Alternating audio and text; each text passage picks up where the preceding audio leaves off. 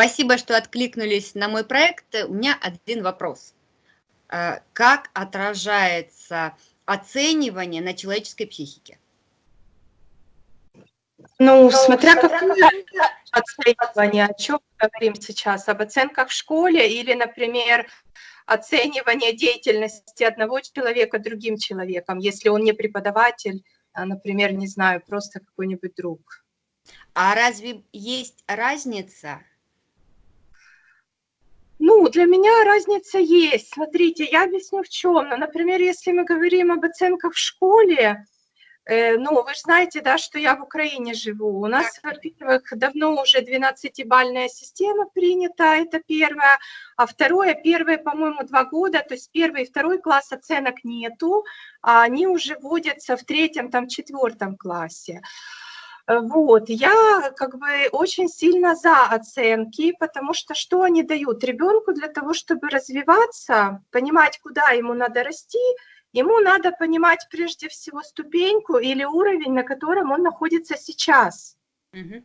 Если он не понимает, где он стоит сейчас, а ему все время какие-то планочки, ну, еще выше, еще дальше, еще немного, то это такой очень верный путь в невроз, потому что человек, не понимая, что он уже может, насколько хорошо он это может, как он что-то знает, он все время как бы бежит вперед и не понимает, а где он находится, каковы его силы на данный момент.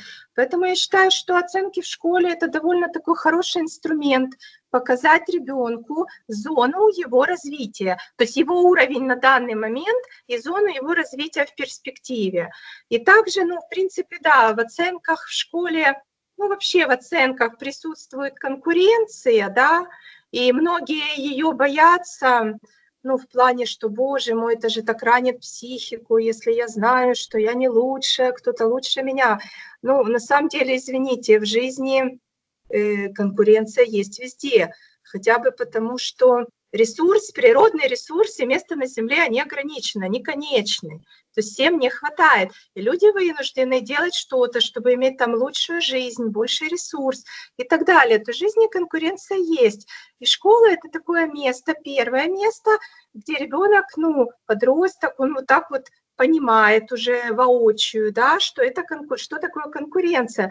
И это же, ну, стимулирует тоже развитие, стимулирует желание, ну, как-то в чем-то лучше разбираться, что-то там больше знать, больше уметь.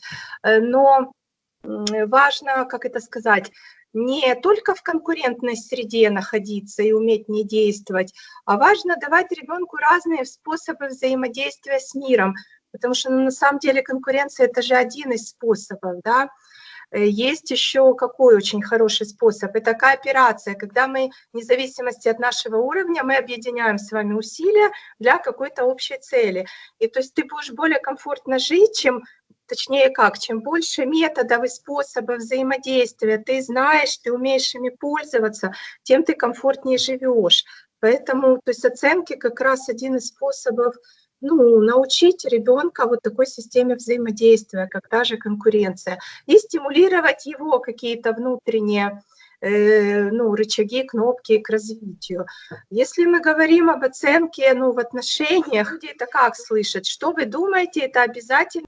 Скажи, что все плохо, покритикуй, там, разбери на косточки, там, на ниточки, размажь человека ниже плинтуса. И вот такая оценка, она, конечно, ну, она режет просто крылья.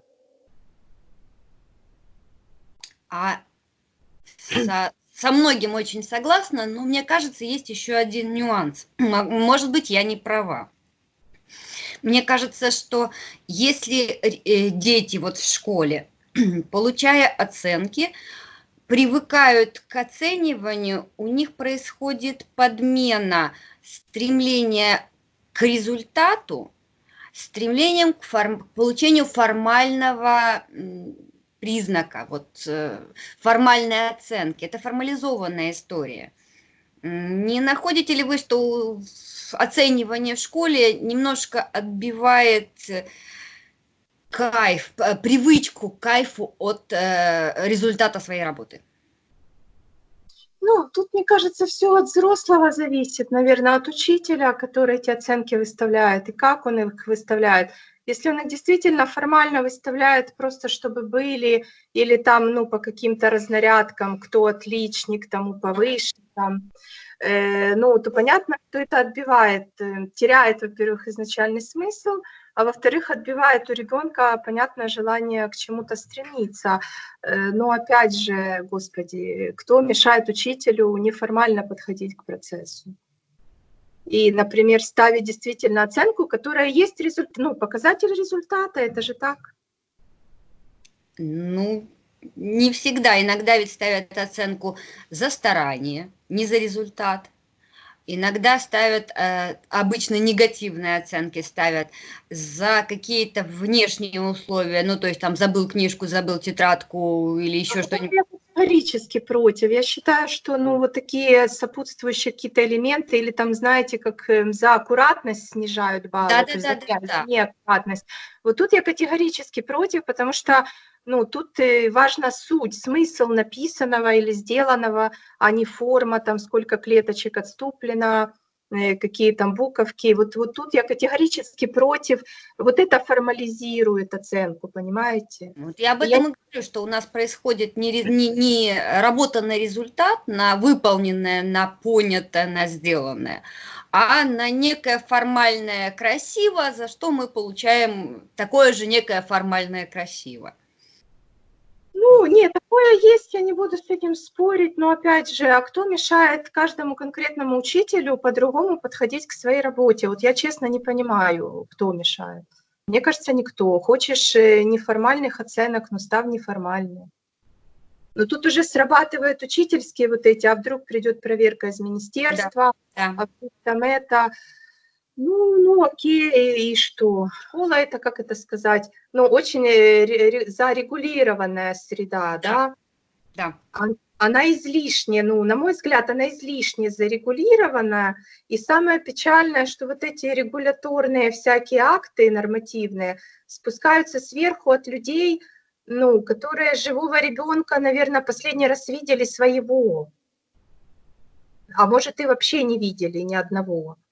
Вот, поэтому, то есть они не понимают, что они пишут и как это в реальной жизни применить. Это правда, но в то же время, и да, сейчас появляются уже давно, ну, последние 10 лет точно, всякие альтернативные образования, сейчас же возможно и домашнее обучение, ну, у нас там, например, да, и какие-то школы Монтессори, там еще чего-то.